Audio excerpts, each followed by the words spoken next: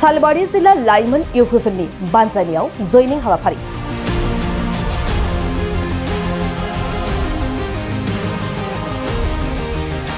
बाक्सा जिल्लानि सालबारि मुखुमानि बेन्दोंआव थानाय मथंगुरि बियाबनि जाख्लिबिलाव सालबारि जिल्ला लाइमोन इउपिएफएलनि बानजायनायाव दिनै जयनिं हाबाफारि लानाय जादों।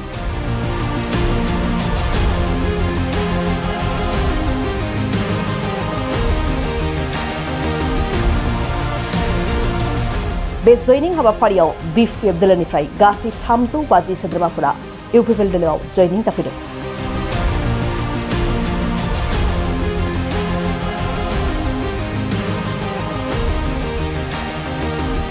बे हाबाफारियावनो बाहागो लादोंमोन आलासि महरै मिरु इउपिएफएलनि गाहाय नेतालि एबा राजखान्थि बोसोनगिरि माधव चन्द्र छेत्री, सालबारि बियाबनि एमसिएलए जय मुसाहारिजों लोगोसे इउपिएफएलनि गोबां नेता कर्मीफोरा बाहागो लादोंमोन।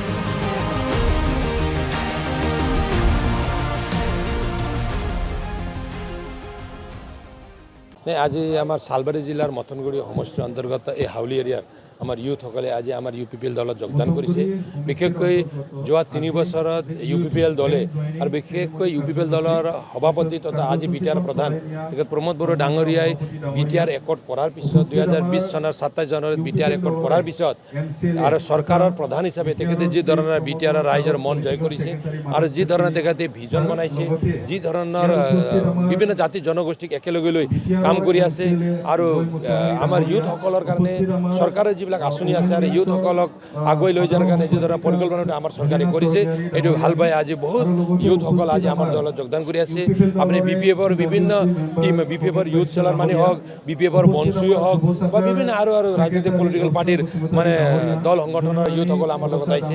বিভিন্ন সামাজিক মানে ছাত্ৰ সংগঠনৰ মানে প্ৰাক্তন কৰ্মকৰ্তা আমাৰ দলত যোগদান কৰিছে। আজিৰ দিনত বিটিআৰৰ 35 লাখ মানুহ আৰু বিটিআৰৰ জাতি জনগোষ্ঠী সকলোৱে ভাবিছে এই ক্ষেত্ৰত 17 বছৰত বিপিএফে যি ধৰণৰ চৰকাৰটো চলাইছিল এই চৰকাৰ চলোৱাটো সকলোৱে ভাল পোৱা নাছিল। মাতন বিপিএফৰ বিৰুদ্ধে দুটা কথা কোৱাটো অলপ ভয় কৰি কথা কোৱা নাছিল।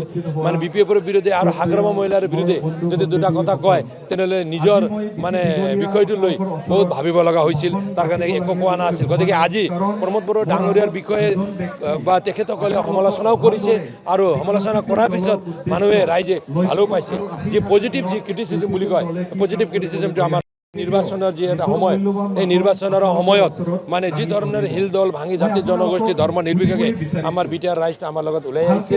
আমি আশা কৰোঁ ট্ৰেক্টৰৰ ছবিত ইয়াত বিপুল ভোট এটা পৰিব, বিভিন্ন জাতি জনগোষ্ঠীয়ে ইয়াত ভোট পৰিব আৰু সকলো জাতি জনগোষ্ঠীয়ে ইউপিপিএলৰ প্ৰাৰ্থী তথা আমাৰ এনডিএৰ প্ৰাৰ্থী নৰেন্দ্ৰ মোদী ডাঙৰীয়াৰ যি ছাপোৰ্ট, আমাৰ ডক্টৰ হেমন্ত বিশ্ব শৰ্মাৰ যে সাপোৰ্ট এনডিএৰ প্ৰাৰ্থী আমাৰ জয়ন্ত বসুমতাৰী ডাঙৰীয়াক কোকৰাঝাৰৰ ভোটাৰসকলে বিপুল ভোট প্ৰদান কৰি দিল্লীলৈ মানে ভাল ভোটৰ ব্যৱধানত জয়যুক্ত কৰি পঠাব বুলিও আমি আশা কৰিছোঁ।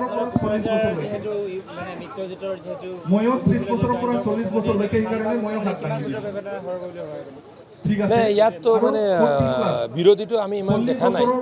মানে ইয়াত হালবাৰীটো মাত্ৰ নহয়, মথনগুৰিটো মাত্ৰ নহয়। আপুনি মথনগুৰিটো দেখিছে। মথনগুৰিত এতিয়া আমি এনডিএৰ আমাৰ কেণ্ডিডেট মথনগুৰি যিজন এমচিএলএ আজি বিটিআৰ এজন দক্ষ ইএম তেখেত গৌতম দাস আমাৰ চেণ্ট্ৰেল ইলেকশ্যন কমিটিৰ ষ্টাৰিং কমিটিৰ চিফ কনভেনাৰ তেখেত হয়। তেখেতৰ যিমান ফ্ল'ৱাৰ আছে এই মথনগুৰি সমষ্টিত নিশ্চয় ভালে সংখ্যক আছে। তেখেতসকলে চবেই জয়ন্ত বসুমতাৰীৰ ভোট দিব। ইউপিপিএলৰ আজি আপোনালোকে দেখিছে ইউপিপিএল বিৰাট জোৰদাৰ হৈ আছে।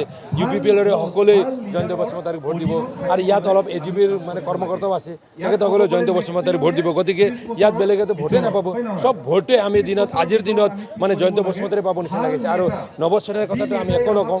যি 10 বছৰ আজি আমাৰ কোকৰাঝাৰৰ এমপি হৈ কোকৰাঝাৰৰ পাৰ্লিয়ামেণ্টত যাৰ মুখে খোলা নাই কোকৰাঝাৰ সমষ্টিক লৈ তেখেতক আৰু কোকৰাঝাৰ ৰাইজে ভোট দিব বুলি মই নাভাবোঁ। আৰু বিপিএফক আৰু ভোট নিদিব হয়। বিপিএফৰ প্ৰাৰ্থী আজি খাম্পা বৰগাৰে উঠিছে, প্ৰাক্তন ডেপুটি চিফ মহোদয় তেখেতে মানে বিয়া সময়ত প্ৰাৰ্থিত্ব লৈছে। এই সময়ত তেখেতে প্ৰাৰ্থিত্ব ল'ব নালাগিছিল।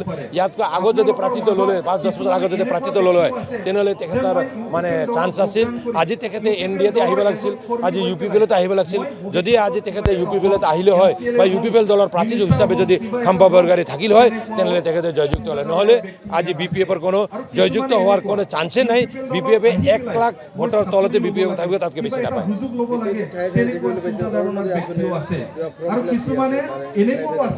যে মই সমাজৰ কাম কৰিবলৈ মোক আপোনাৰ এই প্লেটফৰ্ম কালা লাগে, মাজতে মোক এটা পজিশ্যন লাগে, এই পজিশ্যনটো পোৱাৰ কাৰণেও অৰুণোদয় ফৰ্মটোতে এতিয়া আমাৰ অসম চৰকাৰে অৰুণোদয় দিছে, নিদিয়া নহয়।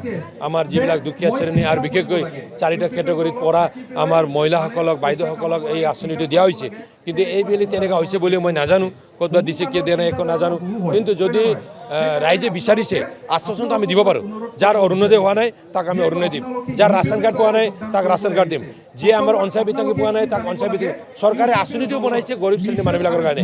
এই দুখীয়া শ্ৰেণীৰ আঁচনিটো দুখীয়া শ্ৰেণীৰ মানুহে পাওক আৰু উপযুক্ত ব্যক্তিয়ে পাওক, এইটোও আমি বিচাৰোঁ। এই ক্ষেত্ৰত আৰু যোগদান কৰাৰ পিছত আপোনালোকক কাম কৰিবলৈ স্পেচ দিয়া হ'ব, কাম কৰিবলৈ সুযোগ দিয়া হ'ব। নাই নাই, এইবিলাক একো কথা নাই। UPPL হাত আছে বুলি কোনো কথা নাই। UPPL এটা ভাল চৰকাৰ মানে গঢ়ি তুলি ভাল এটা চৰকাৰ বনাই বা ভাল চৰকাৰ হিচাপে ৰাইজৰ সেৱা কৰিবলৈ চিন্তা কৰিছে, যিটো 3 বছৰত আমি কৰিব পাৰিছোঁ বুলি আমি ভাবিছোঁ। আৰু আগন্তুক দিনতো আমি ইয়াতকৈ আৰু ভাল কৰি বিটাৰ ৰাইজৰ কাৰণে সেৱা কৰি যাম। Thank U.